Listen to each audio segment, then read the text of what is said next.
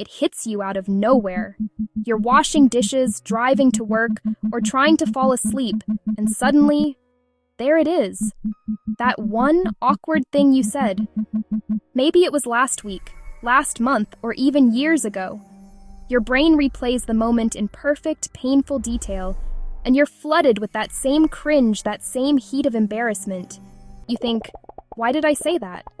And I wish I could just forget it. But you can't.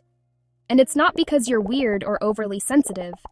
In fact, psychology has a name for exactly why this happens, and today, we're going to break it down. By the end of this video, you'll not only understand the mechanism behind these looping thoughts, but you'll also have a simple, science-backed way to finally break the cycle. Let's start with the key player in all of this. Your brain's natural wiring for learning from social experiences. When you have an awkward interaction, maybe a joke that fell flat, a comment that came out wrong, or a moment you felt rejected, your brain doesn't just file it away as a neutral memory. Oh no, it treats it like a potential threat to your social standing. This triggers a process where your brain essentially puts a big, flashing, important, review-needed tag on that memory. This intense mental replay, where you can't stop thinking about a past event, has a specific psychological name. This is called rumination. Rumination is the compulsive focus on the causes, meanings, and consequences of your distress, rather than on solutions.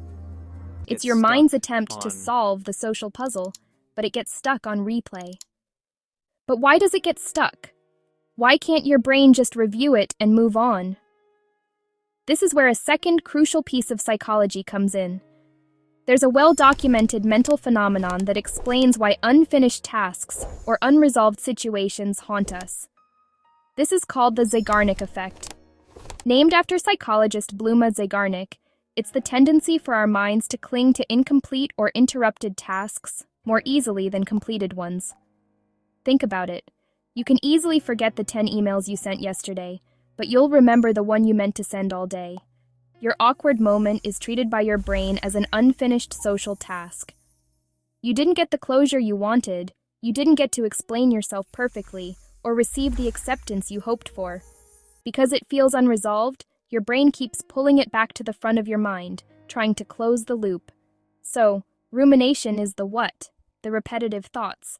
The Zeigarnik Effect is a big part of the why, because your brain hates loose ends.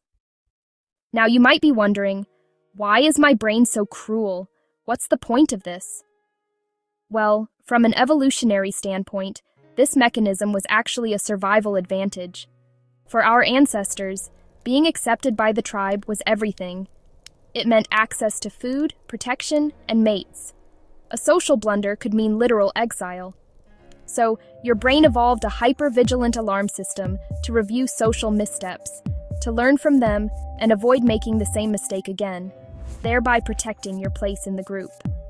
Fast forward to today. The stakes are usually much lower. No one is going to banish you from the office for a clumsy comment in a meeting. But your brain's ancient alarm system doesn't know that. It's using a Stone Age tool to solve a modern low-stakes problem, and that's why the reaction can feel so disproportionately intense. You're not overreacting.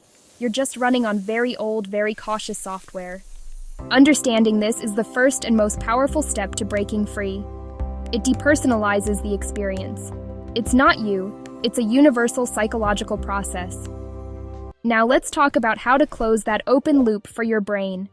Here are 2 actionable steps. 1. The cognitive closure writing exercise. When the thought arises, don't just fight it. Take 2 minutes and write it down. Describe the event factually, then write the ideal resolution. For example, I wish I had said X instead. What I learned is to pause before speaking. The conversation is over now, and I choose to release it. This symbolic act gives your brain the task completed signal it craves, satisfying the Zeigarnik Effect. 2. Practice self-distancing language.